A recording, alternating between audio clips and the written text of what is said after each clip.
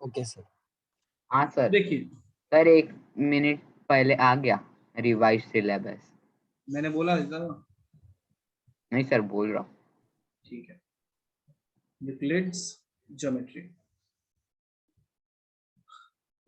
तो देखो, अब हम लोग जो भी ज्योमेट्री पढ़ते हैं, कंप्लीट ज्योमेट्री में जो भी रहता है सब यूक्लिड नहीं दिया था। यूक्लिड को ही फादर ऑफ ज्योमेट्री बोला जाता है, मतलब सब स्टार्ट उसने किया था सब कुछ, इसलिए फादर बोलते हैं। अब उसने क्या किया कुछ टर्म्स डिफाइन किए, है ना, कुछ टर्म्स के बारे में बताया कि ये टर्म को ये बोला जा सकता है, इस टर्म को ये बोला जा सकता है। उनमें से पहला था पॉइंट। पहला क्या था? पॉइंट। और था लाइन, और था plane. Okay, point, line, plane, these are terms defined by Euclid. अब उसने क्या बोला कि point is something which has no part, which has no part. No part means no length, no breadth, no thickness, कुछ भी नहीं हो जिसमें, that is called point. तुम ही बताओ क्या ये पॉसिबल है? नहीं सर, तब तो फिर ये एग्जिस्ट ही नहीं करेगा इस दुनिया में। एग्जिस्ट ही नहीं करेगा ना, राइट। तो उसी यूक्लिड ने फिर बाद में हम लोगों को ये भी बता दिया कि okay, definition of point is something which does not have any part, जो कि रियल लाइफ में पॉसिबल नहीं।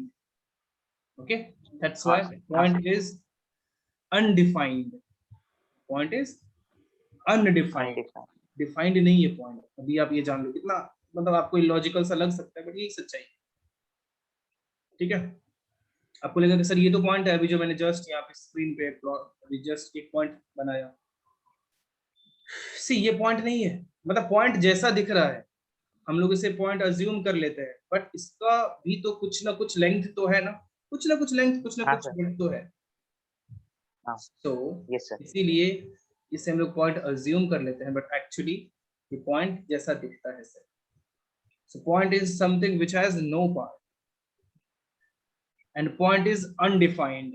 Next undefined term होता है line. Line is something which have only length. सिर्फ लेंथ हो, थोड़ा भी ब्रेड्थ ना हो, थोड़ा भी थिकनेस ना हो। क्या ये पॉसिबल है? नहीं सर, कुछ ना कुछ सिर्फ होगा लेंथ उसके तो आप पास। कुछ तो उसका ब्रेड्थ होगा ही होगा। आप ही देखो, थोड़ा ना थोड़ा तो उसका कुछ ना कुछ ब्रेड्थ होगा। इसलिए हम उसको देख पा रहे हैं। Line is also undefined. Okay, हम लोग ये अज्यूम ही करते हैं कि there is a line here. So point is undefined, line is undefined. Similarly plane is also undefined, plane is also not defined. That means plane is something which has only length and breadth, there is no thickness. Okay, सिर्फ length हो, breadth हो। क्या ये possible है? नहीं है possible. थोड़ा बहुत thickness तो होना ही चाहिए। That's why plane is also undefined. So there are three terms which is undefined according to Euclid: plane, line and point. Okay, समझ में आई बात? सर सर, हम जब जानते हैं कि लाइन के पास ब्रेथ होगा, तो फिर हम क्यों बोलते हैं सर कि लाइन इज ब्रेथलेस लाइन? जब हम जानते हैं सर कि यहाँ पे मतलब सर पॉइंट के पास भी कुछ है, कुछ लेंथ होगा, कुछ थिकनेस होगा, फिर भी हम उसे अनडिफाइंड क्यों कहते हैं? लेंथ होगा, बट पॉइंट लाइन का डेफिनेशन तो ये होता है ना कि उसमें सिर्फ लेंथ ही होना चाहिए, थोड़ा भी ब्रेड्थ नहीं होना चाहिए। इसमें थोड़ा ना थोड़ा ब्रेड तो होगा ही ना, थोड़ा बहुत तो ब्रेड्थ होगा। ब्रेड्थ और थिकनेस में क्या डिफरेंस है? तो एग्जिस्ट ही नहीं करेगा, दिखेगा ही नहीं, इसीलिए। हाँ सर, तो हम जानते हैं, तो सर फिर इसे अनडिफाइंड क्यों कह लेते हैं? तो इसे हम चेंज नहीं कर सकते क्या टर्म? जो कुछ डिफाइन किया गया है कि हाँ भाई लाइन ये होता है, और रियल लाइफ में वो बनाना पॉसिबल ही नहीं, उसको अनडिफाइंड ही बोलना पड़ेगा ना सर। तो हम सब ब्रेड्थ और चेंज नहीं थिकनेस कर में सकते क्या डिफरेंस है? क्या? ब्रेड्थ और थिकनेस में? ब्रेड्थ और थिकनेस में फर्क हो जाता है कि this is length, this is breadth and this is thickness. हाँ सर, समझे? मतलब सर हाइट ना, थिकनेस मतलब हाइट मान सकते हैं। थिकनेस में तो भाई मानो कितना मोटा है, हाइट कितनी, अगर रखा हुआ है तो हाइट हो गया, हाथ मोटा में है सा। तो हाँ कितना सर। मोटा है, सेम ही बात है। अच्छा, हाँ वो भी अनडिफाइंड है। हाँ, इसीलिए सरफेस भी या प्लेन भी क्या अनडिफाइंड होता है। ओके पात्रो, समझा पात्रो, मिस्टर पात्रो? हाँ सर, हाँ सर। हेलो,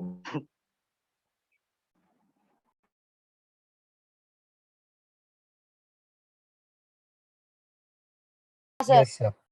हाँ सर। Yes sir. तो यही कहानी होती है, जीवन की सच्चाई है कि point, line and surface are undefined. Okay, और कोई भी एक सरफेस होगा। अब देखो नेक्स्ट इस जो एक और पॉइंट उसने बताया था कि सरफेस का जो एज होगा दैट इज लाइन, है ना? तो ये अनडिफाइंड टर्म हो जाते हैं पॉइंट, प्लेन और लाइन। अब कुछ कॉन्सेप्ट्स होते हैं रिलेटेड टू ज्योमेट्री जो यूक्लिड ने डिफाइन किया था।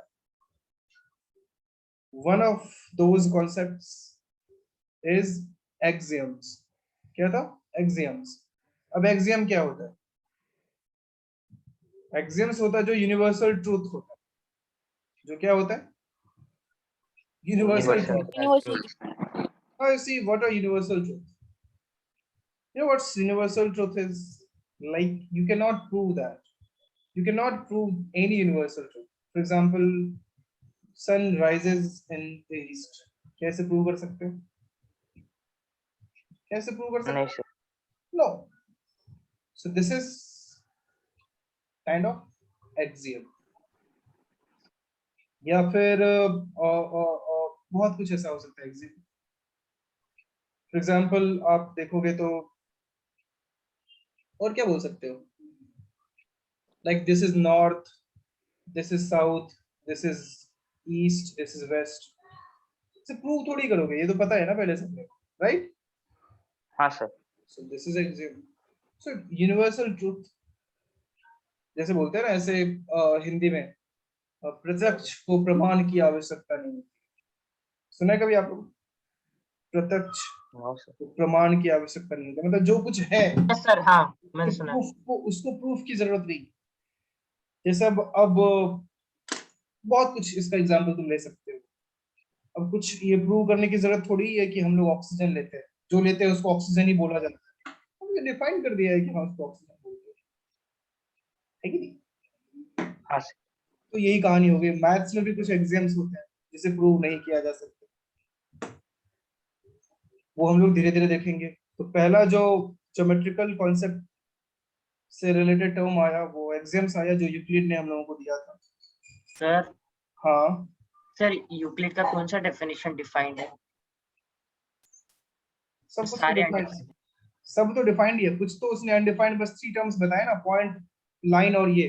बाकी सब कुछ तो उसने यूनिवर्सल ट्रूथ बता दिया। पॉइंट, लाइन और प्लेन ना? हाँ, और सरफेस भी होगा सर? सरफेस और प्लेन तो एक ही बात हो गई ना। एक ही बात हुआ। और सर वो एक उसमें बोलता था edges of a surface are lines, है उसका मीनिंग मैं नहीं समझा। फिर से बोलो। The edges of a surface edge of surface is line. दो सरफेस जहां मिलते हैं वहां पे लाइन ही तो मिलता है, आता है। अच्छा ओके सर। जहां पे दो सरफेस मिलता है वो लाइन ही तो आता है कि नहीं मित्र? हाँ सर। हाँ sir. Yes sir, yes sir, तो मित्र समझा? यस सर, समझ गया। Yes thank you sir. Sir.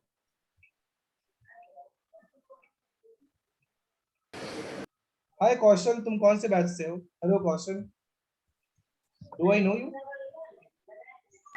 Sir Pandey. क्या? सरनेम पांडे है क्या? हाय कौशल,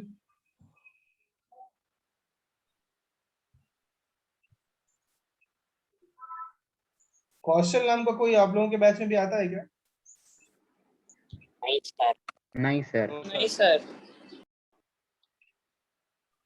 सर हम लोग स्कूल में आते हैं।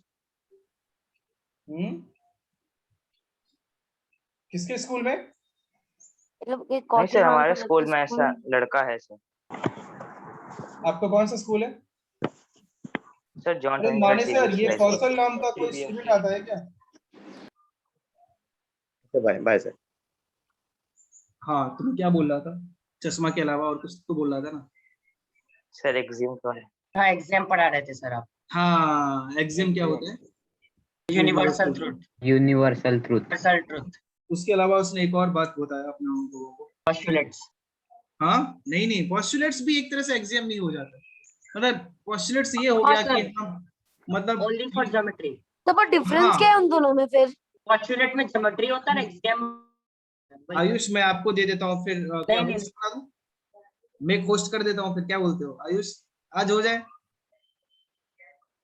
नहीं, चल आयुष बता, एक्चुअली मैं भी समझ लूंगा। बता क्या होता है एग्जाम्स और पोस्टुलेट्स में, क्या डिफरेंस होता है? आयुष कहाँ गया यार? ये तो प्रॉब्लम है,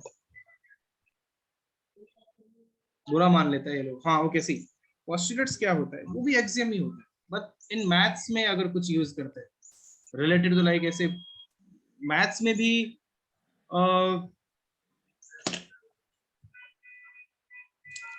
मतलब जो इससे मिलता जुलता सा होता है, मतलब कुछ पर्टिकुलर एग्जाम से, और ओनली मैथ्स में ही यूज होता है, ऐसे कुछ टर्म्स हो जाता है, उसको पोस्टुलेट्स समझे?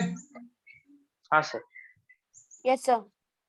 Yes sir. उसके अलावा एक टर्म होता है, और आयुष बाकी सब बढ़िया, भाग क्यों गया था? सर वो नेटवर्क इंटरनेट खत्म हो गया सर अचानक। नेटवर्क और इंटरनेट दोनों खत्म हो गया था। नहीं सर, अरे वो सर आजकल फ्रीक्वेंट डिस्कनेक्शन हो जाते हैं वाईफाई में, कभी अब कंप्लेंट देखते हैं, ठीक है, स्टेटमेंट क्या होता है। अब तुम्हें भी ये सुन के ही समझ में आया होगा स्टेटमेंट क्या होता है। स्टेटमेंट होता है, स्टेटमेंट है मतलब कोई भी दे सकता है, अपनी मर्जी है, कुछ भी बोल देगा। कल को अमित चक्रवर्ती बोल देगा कि आज से introduction to Euclid's geometry has been changed to introduction to amaze geometry, बोल सकता है, वो बोल सकता है ना। आर्यन बोलेगा कि आज से एक्सियम का नाम चेंज करके फैन रख दो,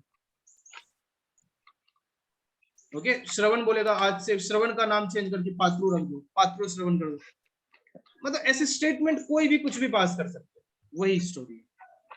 अब जरूरी नहीं है कि कोई स्टेटमेंट ट्रू ही होगा, हो सकता है फॉल्स भी हो सकता है, ट्रू भी हो सकता है, तो उसको स्टेटमेंट कहते हैं। आई बात समझ में? Yes sir. Yes sir. उसका परफेक्ट आपको डेफिनेशन चाहिए तो a sentence which can be judged like whether that is true or false, that may be true, that may be false, okay Amay समझा आपको? यस बोलो। Sir. so that is called statement. True भी हो सकता है, false भी हो सकता है। किसी का माइक वाइक ऑन है तो ऑफ कर लीजिए कृपया। और देवांश सब बढ़िया, बाल बाल सही है तुम्हारा? हाँ सर, सब सही है। चलो गुड। उसके बाद नेक्स्ट क्या होता है? थ्योरम्स होता है।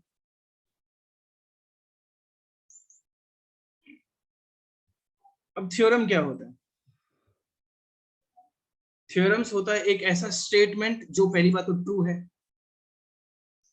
मतलब एक स्टेटमेंट को ट्रू बनाया और उसको मतलब जिसका प्रूफ भी अवेलेबल है, मतलब जिसे प्रूव कर सकते हैं। जब भी थ्योरम होगा दैट कैन बी प्रूव, कोई भी थ्योरम होता है उसे प्रूव किया जा सकता है। मतलब एक ऐसा स्टेटमेंट जो प्रूवन होता है और फर्दर कुछ और स्टेटमेंट्स में उसका यूज करते हैं to prove them, to prove those statements, so that is called theorems. आई बात समझ में? बताइए। Yes sir. Yes yes sir. इसे प्रूव किया जा सकता है और जिसकी जरूरत होती है आगे और बाकी थ्योरम्स को प्रूव करने में, बाकी स्टेटमेंट्स को प्रूव करने में, क्वेश्चंस को प्रूव करने में, दैट इज कॉल्ड थ्योरम। आई बात समझ में? बाकी एक कोरोलरी होता है। कोरोलरी क्या होता है कि एक थ्योरम से रिलेटेड कुछ और टर्म्स बाहर निकल के आते हैं। थ्योरम तो हो ही गया, उससे रिलेटेड दो चार और रिजल्ट और साथ में हो सकता है, दैट इज कॉल्ड कोरोलरी। आई बात समझ में?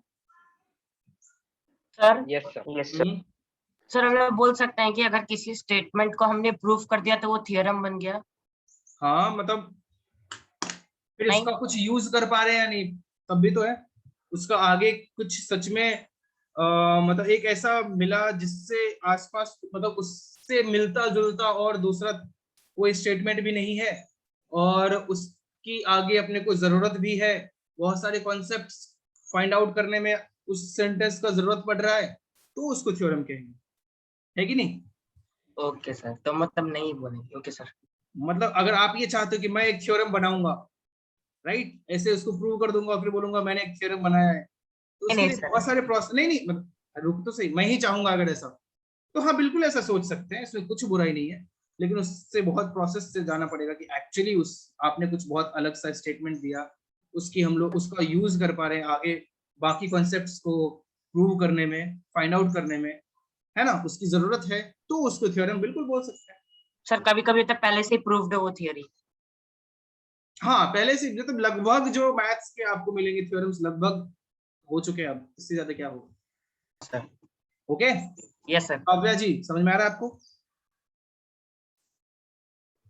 Yes sir.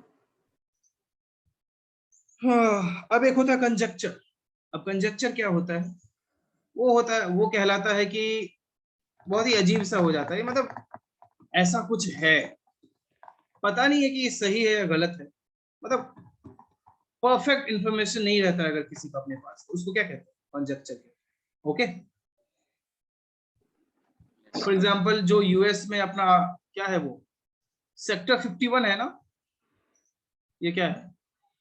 Area Area 51। हाँ सर, जिसमें एरिया एरिया वाला ना। 51 एरिया 51 एरिया aliens 51 का area। Restricted area. कोई बोलता है एलियंस का एरिया है, कोई बोलता है उसमें यूएस एयरफोर्स का कुछ तो है हाँ जादू अलग की सा। आत्मा कुछ देखी अब उसमें यार, क्या है, ये थ्योरीज ही है, या एक तो जैसे वो एक आया था ना, एक ट्रायंगल जो था Bermuda triangle. Bermuda Bermuda triangle triangle. जिसमें हाँ कोई भी सर। नहीं तो पा अब सकता, आता नहीं सकता। सर हाँ अभी बट भी वो उसको, है।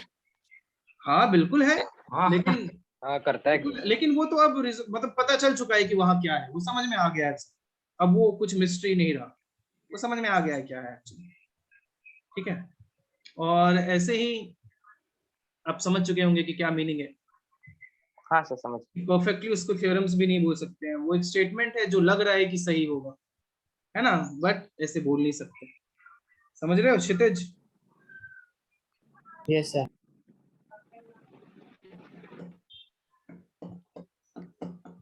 हाँ आगे बढ़ते हैं। अब देखो कुछ टर्म्स होता है जो डिफाइंड होता है। लाइन सेगमेंट क्या होता है? Part of a line. Line क्या होता है? Which can be extended infinitely, right? Line segment को बढ़ा दिया, लाइन सेगमेंट हो गया। आई होप कि हम लोगों ने लास्ट लेक्चर्स लास्ट स्टैंडर्ड सब में ये सब पढ़ा है, इसलिए मैं इसका डेफिनेशन ना लिखूं तो चलेगा। हाँ सर। सिंपल चीजें हैं तो आपको ये सब पता होगा, फिर भी हम लोग सर। रिवाइज कर लेते हैं। हाँ बोलो। सर अगर लाइन अनडिफाइंड है तो हम ये भी कह सकते हैं ना कि लाइन सेगमेंट भी अनडिफाइंड ही होगा। हाँ बिल्कुल कह सकते हैं, लेकिन अब आप ही बोलो दोनों में बहुत ज्यादा डिफरेंस रहा क्या? बात तो एक ही हो गई, इसलिए एक ही पढ़ना काफी है, इसलिए सिर्फ ठीक है लाइन के सर। बारे में ही बात करते हैं। दोनों एक तरह से मिलता जुलता ही हो जाता है, कई बार लाइन सेगमेंट की जगह लाइन यूज करेंगे, कई बार लाइन की जगह लाइन सेगमेंट यूज हो जाएगा, अपने को बस समझ में आना चाहिए। आगे अब distance between two points, congruence of two segment, line segment मतलब दोनों का लेंथ इक्वल है तो, या interior point of a line segment, एक लाइन सेगमेंट पे एक इंटीरियर उस पे पॉइंट है एक। रे क्या होता है, या अपोजिट रे क्या होता है, कोलिनियर पॉइंट्स क्या होते हैं ना, एक ही लाइन में पॉइंट्स है तो उसको कोलिनियर पॉइंट्स बोलते हैं। कंकरेंट पॉइंट्स क्या होते हैं, तो कॉन्करेंट पॉइंट्स क्या होते हैं पता है ना आपको? कॉन्करेंट पॉइंट्स क्या होते हैं पता है ना? नहीं सर, लाइंस पढ़ा है, हमें तो पॉइंट्स कैमरा नहीं पढ़ा। ऑन ऑफ क्यों कर रहे हैं?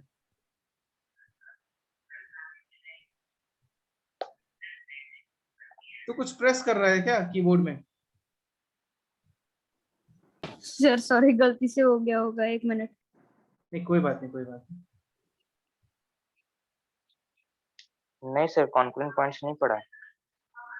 कॉन्करेंट नहीं पॉइंट्स, पढ़ा। कॉन्करेंट लाइंस होता है एक्चुअली, पॉइंट्स नहीं होते। कॉन्करेंट लाइंस क्या होता है कि अगर 3 या उससे ज्यादा लाइन एक ही पॉइंट से पास हो, that is called concurrent lines.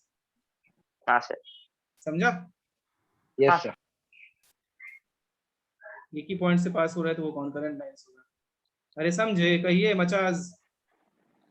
Yes sir. हाँ सर। Yes sir. 3 या उससे ज्यादा लाइंस एक ही पॉइंट से पास होता है इसको कॉन्करेंट लाइंस। अब इंटरसेक्टिंग लाइंस, अगर दो लाइंस एक पॉइंट पे इंटरसेक्ट कर रहे हैं, that is intersecting lines. Parallel lines, अगर दो लाइंस ऐसे हो तो उनको पैरेलल लाइंस होते हैं, तो आप देख रहे हो कि ये चैप्टर में हम लोग परफेक्टली जो भी ज्योमेट्री में आज तक भी यूज करते आ रहे हैं उसी को डिफाइन किया है हम लोगों ने, राइट है कि नहीं? Yes sir. सारे Yes, टर्म्स sir. को डिफाइन कर रहे हैं एक्चुअली, उनके बारे में जानने की हम क्या पढ़ते आते थे वो क्या होता है कि नहीं आर्यन जानी? Yes sir. अब यूक्लिड्स ने कुछ एक्सियम्स दिए थे, 7 एक्सियम्स दिए थे। आप उन स्टेटमेंट्स को यहाँ से देख सकते हो और वो स्टेटमेंट्स आपको याद रखना है, भूलना नहीं है, ओके? वो स्टेटमेंट्स आपको बिल्कुल हाँ। याद रखना है, बिल्कुल नहीं भूलना है। और वो डायरेक्टली पूछा जा सकता है कि right all axioms of Euclid या right 5th axiom of Euclid. तो ऐसे याद होना चाहिए कि ओके ये 5th एक्सियम था, ये 4th एक्सियम है। जैसे सीरियल वाइज वो केमिस्ट्री की तरह आपको बायो की तरह पता होना चाहिए। मैथ्स में जनरली ऐसे स्टेटमेंट्स याद तो नहीं रखने होते, बट यहाँ पे याद रखना है। तो यही एक ऐसा चैप्टर है, ओके? सर मतलब सीरियल वाइज, पूरा सीरियल वाइज। हाँ, सीरियल वाइज और ऐसे वर्ड बाय वर्ड याद होना चाहिए। जैसे पहला आप देख सकते हो, things which are equal to the same thing are equal to one another.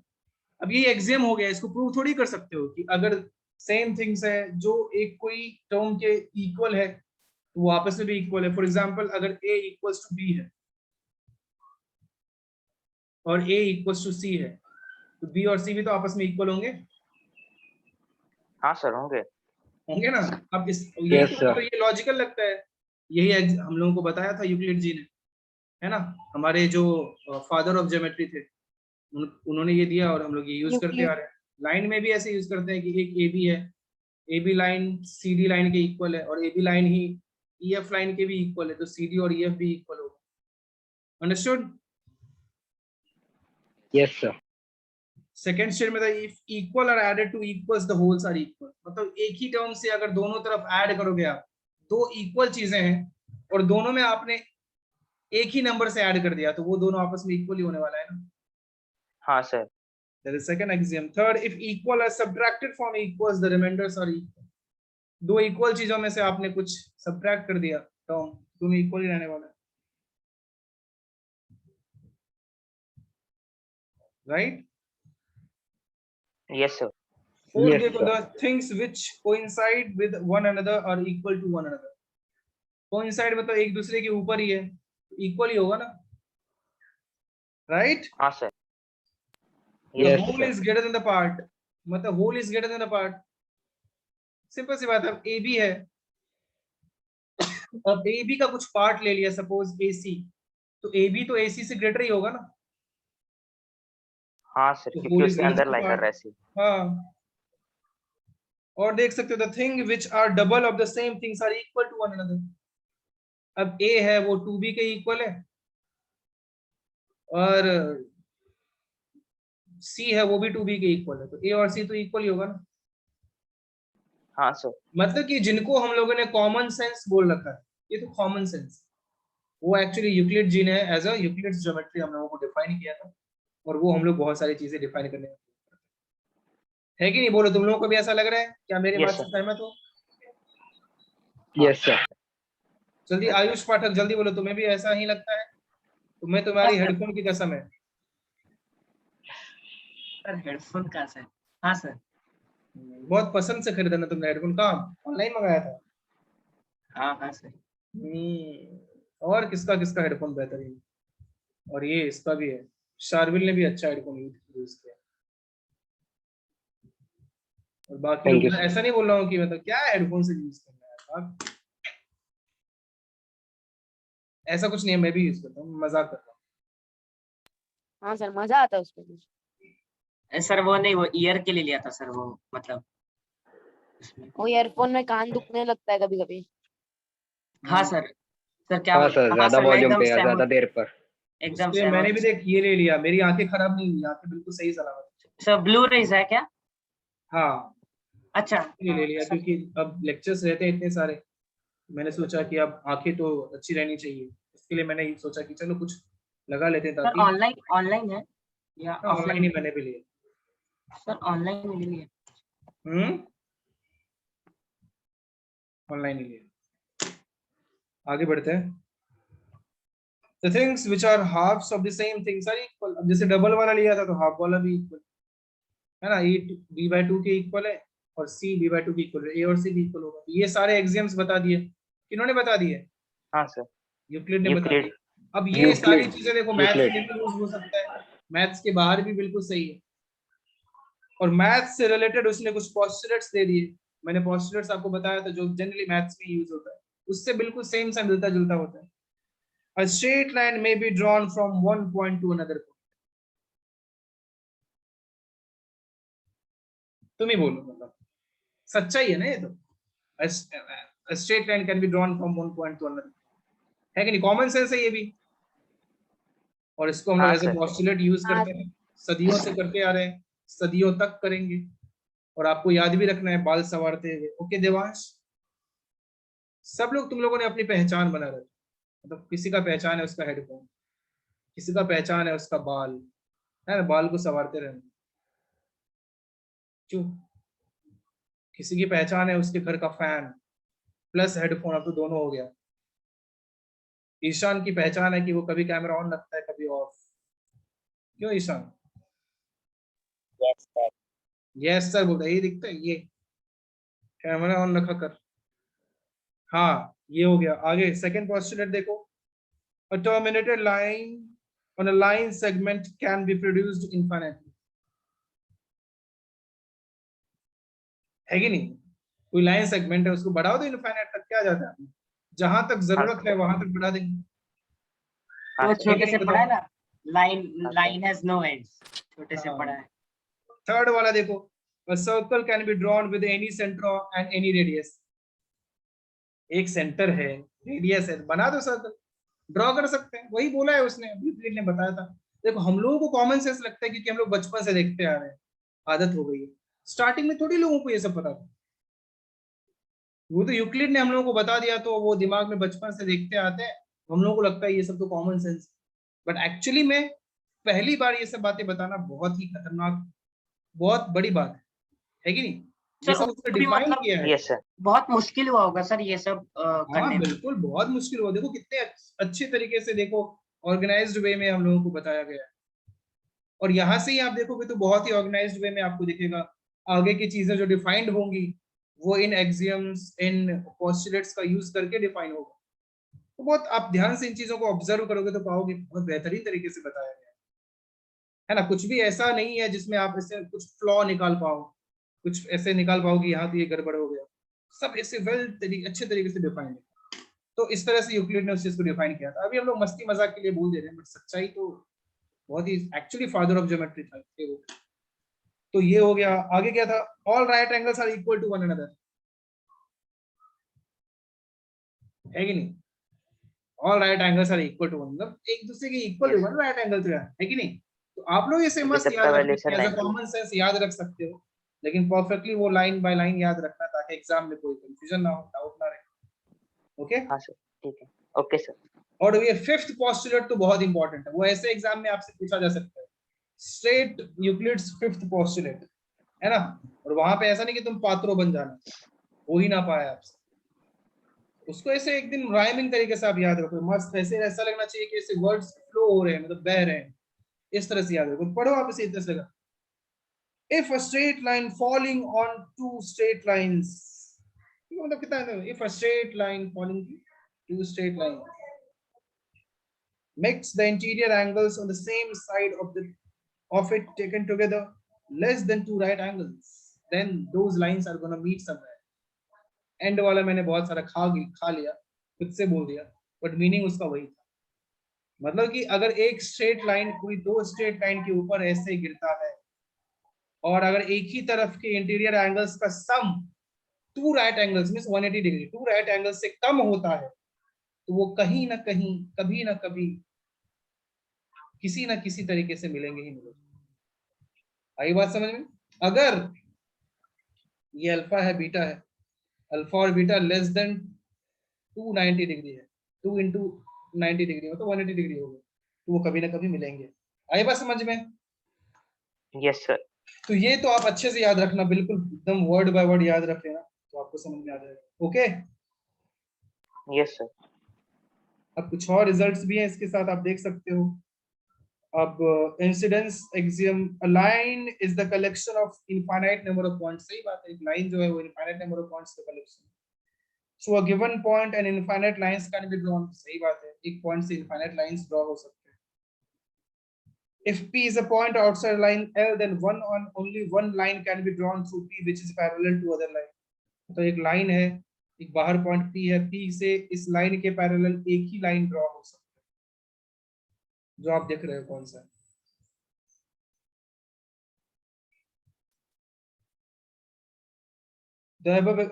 ठीक है. और भी कुछ रिजल्ट है कि एक लाइन दूसरी लाइन के पैरेलल है और तीसरी लाइन के भी पैरेलल है, तो दूसरा और तीसरा लाइन भी पैरेलल होगा. अब इसके कुछ एग्जांपल से चैप्टर आपका ये खत्म हो गया. यही बात था यूक्लिड्स ज्योमेट्री. अब इसका एक्सरसाइज बट कर लेना एग्जाम से पहले. ओके आर्यन जानी, इसको आप एक्सरसाइज कीजिए. Yes sir. सारे क्वेश्चंस हो जाएंगे, मजा आ जाएगा, मार्क्स भी आ जाएंगे. ठीक है, फिर आप इस चैप्टर को भूल भी सकते हो क्योंकि सब तो कॉमन सेंस ही था, है कि नहीं? हाँ सर. तो आप वो जो टर्म्स डिफाइंड है उनको भूल भी जाओ एग्जाम के बाद, तो कोई फर्क नहीं है. लेकिन ये मत याद रखना कि ऐसा सर ने बोला था बोलने. मैं तुम्हारे लिए लॉजिकल बात बता रहा हूँ, ठीक है? एग्जाम के लिए याद रख सकते हो, लेकिन पता होना चाहिए. वर्ड बाय वर्ड एग्जाम के लिए याद रखेंगे, लेकिन कॉन्सेप्ट जो है वो पता होना चाहिए. ओके. सुकृत EV1 विरार डॉट बीच में एक क्या कहते हैं उसको, डैश भी, समझा? हाँ sir. Hardik Kulkarni all done. हाँ सर समझा. Aryan Jani EV1. Shravan Patro. Yes sir. Sharvil Hewale. Yes sir. Kshitij Bhalerao. ऐसा लग रहा है मैं अटेंडेंस ले रहा हूँ. Ayush Pathak. Yes sir. Devansh Anand. Yes sir. Kavya Churi.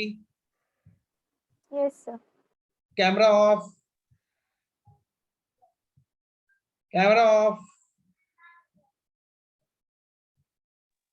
Yes sir. तू ही महान है, देखा, सिर्फ तू ही वो महान इंसान है. इंसान बोल दिया वही तुम्हें बहुत अच्छा लगा होगा. चलो किसी ने कुछ अच्छा बोला, क्यों? बहुत अच्छा लगा होगा इंसान सुन के. इतना मार खा, इतनी बार बोलने के बाद भी करता है तू. पढ़ने का मन नहीं है मतलब? तो ये था यूक्लिडियन ज्योमेट्री, यूक्लिड ने बताया था. ठीक है, सीधे ही ऐसे आके मतलब आप लोगों तक पहुंचाया उसने अपनी बात. आपको उसकी मतलब अच्छे से समझ के याद रखना है और उसका यूज तो हम लोग आगे करेंगे ही. ठीक है. Yes sir.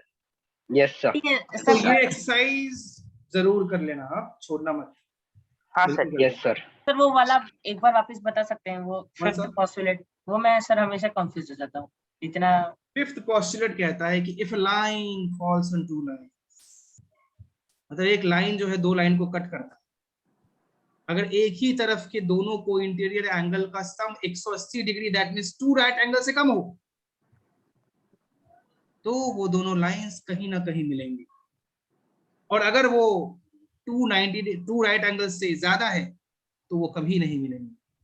बस इतना ही है, समझे? और समझ गया. अगर इक्वल हो गए तो पैरेलल हो गए ना. हाँ, इक्वल हो तो ऐसे आ सकता है, ऐसे क्वेश्चन आ सकता है. हाँ हाँ sir. Does the parallel line define from Euclid's fifth postulate?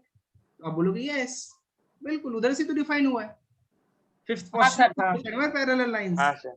Sir इसका दूसरा वाला नहीं है हम्म, सर? वो एनसीईआरटी में एक दूसरा भी दिया है ना, क्या? यूक्लिड का. मतलब सर यही है पर एक और एक करके दिया था. एक सेकंड. मुझे अच्छा, याद हाँ. थोड़ी, याद नहीं है सर. देख लेना. Okay sir. तुम्हें लगता है मुझे याद हो? मैं याद रखने वाला इंसान, मुझे याद नहीं. मतलब समझाने का कुछ हो, समझाने का हो तो वो मेरे से समझाए. याद ऐसे word by word sentence, we don't do that here. Okay, yes sir. समझ में आई बात? Yes Yes. सर. अगला chapter lines and angles. Again same thing. हाँ sir. Definition The definition lines and angles नहीं है. triangle. Triangle Triangle. Sir. Lines lines and and angles पढ़ लिया था क्या? सर है ही नहीं वो दूसरे. लेकिन मैंने पढ़ा दिया था, बट स्टिल लाइंस हाँ, एंड एंगल्स पढ़ा दिया था मैंने. ट्रायंगल्स इज टोटली लाइक इतना इजी है कि जो पहले ही पद रखा है, triple S, RHS, SAS, ASA, पहले भी पढ़ा है ना वो सब वही है. हाँ सर. हाँ सर. तो अभी मैं Yes, sir, ओवरव्यू पढ़ा है. आपको दे सकता हूँ क्योंकि ये चैप्टर एक्चुअली है बहुत अच्छा. इसके हम लोग एग्जांपल्स जो रेगुलर लेक्चर्स होंगे उसमें बहुत सारे करने वाले हैं। अभी बस मैं आपको वही चीज रिवाइज करा सकता हूँ कि कॉन्ग्रुएंसी मतलब इफ टू ट्रायंगल्स लाइक बिल्कुल सेम हो, शेप वाइज भी साइज वाइज भी, तो वो क्या हो जाएंगे, कॉन्ग्रुएंट ट्रायंगल्स हो जाएंगे, है ना। और हम लोग बैकग्राउंड कितना अपना पीछे चेंज कर पाते हैं, ठीक है, वो भी टोटली डिपेंड करता है कॉन्ग्रुएंसी पर। जैसे देखो देवांश का अभी इस वक्त जो बैकग्राउंड था, जो अभी वापस चेंज हो गया, वो जो था मतलब वो जैसा दिख रहा था, कैमरा ऑफ कर दिया लड़के ने, तो आप समझ गए होंगे देवांश में आपको क्या कहना चाह रहे हैं। पढ़ाई पे ध्यान दे रहा है, मतलब कैमरा ऑन रखते हुए मस्ती सोचती है तुम लोगों को, देखेगा घुस के मारूंगा कैमरा में भी। हाँ, तो मैं ये बोल रहा था कि कॉन्ग्रुएंसी क्या होता है, अगर दो बिल्कुल शेप वाइज साइज वाइज बिल्कुल सेम हो तो उसको हम कॉन्ग्रुएंट ट्रायंगल्स बोलते हैं। जैसे कि तुम्हारे ग्लोबल सिटी का 2 बिल्डिंग उठा, कॉन्ग्रुएंट सेम है ना, कोई डिफरेंस है? नहीं तो सर, बोला कि बिल्कुल अंदर के आदमी तो अलग है सर, जो कॉन्ग्रुएंट थोड़ी हुआ, एक ही आदमी थोड़ी दोनों में रहता है, तो ऐसे इलॉजिकल बात है नहीं, मतलब बिल्डिंग की बात कर रहा हूँ सिर्फ, तो वो क्या है कॉन्ग्रुएंट, है ना। और Yes, तो sir. अब ट्रायंगल में भी कॉन्ग्रुएंट कई कारणों से होते हैं, डिफाइन कर सकते हैं। कॉन्ग्रुएंट है मतलब कि उनके साइड का लेंथ भी इक्वल है और उनका एंगल्स भी कर सकते हैं। सुपर इम्पोज मतलब सर एक दूसरे के ऊपर डालेंगे हाँ। एकदम सही रूप बैठेगा ना, वही है ना। हाँ, आप कहीं ये तो नहीं कहना चाहते कि सर आप ये शब्द भी यूज कर सकते हैं, इफ टू ट्रायंगल्स नहीं सर, नहीं सर, पूछ रहा था। देन देयर कॉन्ग्रुएंट, नहीं सर, तो टेक्सचुअल बुकवर्म लोग नहीं रहते। ठीक है, तो if ABC triangle ABC is congruent to triangle DEF, नींद आ रही है ईशान?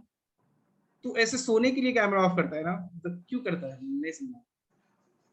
ऐसे मस्ती करने के लिए, ऐसे ऐसे ऐसे ऐसे करने के लिए, कुछ भी उठ के थोड़ा घूमने के लिए, है कुछ बोलेगा नहीं। तो इसके जो करस्पॉन्डिंग साइड्स होते हैं वो इक्वल होता है, ABDE के इक्वल होता है, BCEF के इक्वल होता है और ACDF के इक्वल होता है। एंगल A एंगल D के इक्वल होता है, एंगल B एंगल E के इक्वल होता है, एंगल C एंगल F के इक्वल होता है। यही हमारे जीवन की सच्चाई है ना, ज्योमेट्री के जीवन की ये सच्चाई है। अब कुछ कारणों से दो ट्रायंगल कॉन्ग्रुएंट होते हैं, वो कारण क्या क्या है? पहला है SAS, साइड एंगल सम। अगर ये साइड इसके इक्वल है, ये साइड इसके, आई थिंक आप लोगों ने ये पढ़ा होगा बट फिर भी देख, और ये एंगल इक्वल है, तो दोनों क्या हो जाएंगे बताइए? कॉन्ग्रुएंट। SS congruent. सर इसमें पता है तो आप लोगों प्रूफ आ गया है, को? प्रूफ आ गया 19 अगस्त, प्रूफ आया है इसका। हाँ, प्रूफ बाकी सब का आएगा, SAS का नहीं आया हो। सर वो SS तो एक्सियम है। हाँ, देखा वापस एक एक्सियम आ गया कि SAS एक्सियम, यूक्लिड ने बताया था भाई ऐसा होता है, मानना है तो नहीं मानो, नहीं मानना है तो भी मानो। SAS से दो ट्रायंगल्स कॉन्ग्रुएंट होंगे, यूक्लिड ने बताया, हम मानते चले आ रहे, लॉजिकल भी लगता है, क्योंकि अब शुरू से ही अब कोई बोल दे कि नहीं तुम अच्छे दिखते हो, तुम अच्छे दिखते हो, तुम अच्छे दिखते हो, तुम अच्छे दिखते हो, 2 साल बाद खुद भी लगने लगता है हमें तो अच्छा दिखता है। सर हाँ बोलो सर, लेकिन इसका प्रूफ तो होगा ना, क्योंकि सर दोनों जगह एंगल सेम है। और सर कोई प्रूफ नहीं, अगर कोई आपको प्रूफ दे रहा है तो गलत प्रूफ है, इसका कोई प्रूफ नहीं है, ठीक है। SAS can not be proof. वही वाली बात बोली ना आपने, वो सांस लेते हैं ऑक्सीजन बोल देते हैं, तो कोई प्रूफ ही नहीं। सच्चाई, एक और सच्चाई बताओ, रेक्टेंगल का एरिया जो होता है वो लेंथ इनटू ब्रेड्थ, एक्सियम कोई है, प्रूफ नहीं है सर। कोई प्रूफ। इसका अगर कोई proof आपको कहीं ऑनलाइन या कोई टीचर या कहीं भी आपको इसका प्रूफ बताया जा रहा है, वो गलत बताया जा रहा है, ये एक एक्सियम है, इसको प्रूव नहीं किया जा सकता। रेक्टेंगल का एरिया लेंथ, और वर्ल्ड के बाकी सारे एरियाज लगभग यही फॉर्मूला का यूज करके प्रूव हुआ, लेंथ इनटू ब्रेड्थ का यूज करके, ये तो एक्सियम है। आई बात समझ में? Yes, sir. यस ये लोग क्या करेंगे, ऐसे आप देखोगे कि ऐसे जो नए नए वेबसाइट्स बनते हैं, नए नए जो समझाने के कुछ बनते हैं, वो आपको ऐसे भी समझाते हैं कई बार कि if there is a rectangle, you can cut this rectangle into some pieces of circles and semicircles, और उन semicircle का एरिया आपको मिलेगा एक रेक्टेंगल। मतलब ऐसे कुछ लॉजिक आप हो सकता है कभी दिखेगा आपको, और यहाँ से आपको बताया जाएगा ऐसा कुछ प्रूव होता है, सब बकवास है, ठीक है, सर्कल का area can be proved using rectangle का एरिया, पैरेललोग्राम का area can be proved using rectangle का, ट्रायंगल का एरिया भी आता है रेक्टेंगल के एरिया से, बट रेक्टेंगल का एरिया एक्सियल। ओके,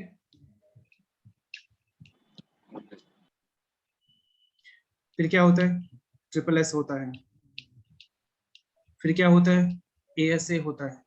इन सब का प्रूफ देखेंगे हम लोग, SSS का, ASA का, आपके मॉड्यूल में भी है, वहां से भी देख सकते हैं, या AAS का है या फिर RHS होता है। ये 5 कॉन्ग्रुएंसी के रूल्स होते हैं जो आपको याद रखना चाहिए। आई बात समझ में? Yes sir. Yes sir. हाँ तो आई सर। थिंक आपके ट्रायंगल में यही है कि नहीं? Yes sir. Yes sir. Yes sir. देखना आपके मार्क्स अच्छे आने चाहिए, नहीं मतलब आने ही चाहिए, ठीक है। Yes sir. ओवरव्यू मैंने दे दिया इन चैप्टर्स का, बट यूक्लिड्स ज्योमेट्री मैंने प्रॉपर अच्छे तरीके से पढ़ाया है, वो आपको समझ में भी आ गया होगा। ट्रायंगल्स हम लोग वापस से पढ़ेंगे, ओके, ट्रायंगल्स हम लोग बिल्कुल प्रॉपर तरीके से वापस से पढ़ेंगे, और तब देखेंगे इन सब का एक एक करके प्रूफ भी देखेंगे कैसे प्रूव किया जा सकता है। ओके, अभी तो मैंने आपको एग्जाम के लिए बता दिया, ठीक है। हाँ Yes, सर sir. ठीक है। Okay sir. Yes sir. समझ में आया? अगले दिन पॉलिनोमियल्स हाँ, देखेंगे सर। फिर हम लोग, यस हाँ सर। सर। पॉलिनोमियल्स के और भी एग्जांपल्स करेंगे, फैक्टराइज करना सीखेंगे, फिर नया चैप्टर स्टार्ट करेंगे, ठीक है। हाँ सर ठीक है। Yes sir. तो आज का काम मैं यही खत्म करूं। आर्यन जी, आप लोगों की आज्ञा हो। समझ में आया? Yes sir. Yes sir. Next day मिलते हैं, ओके, चलो bye. Okay sir. Bye sir, thank you. Bye sir, thank you sir. Have a good day sir. Bye, sir. Thank you. Bye sir.